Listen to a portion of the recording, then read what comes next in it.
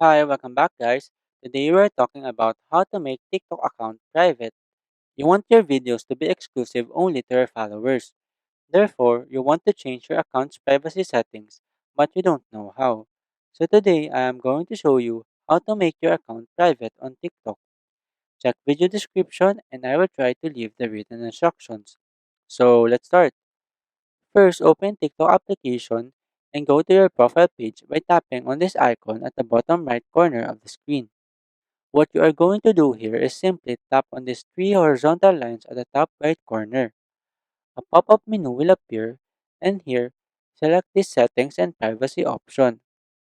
In this page, under Account section, tap on this Privacy tab. Here, you can see at the top this Private Account feature. So, if you want to turn your account into a private account, you just need to toggle on this button.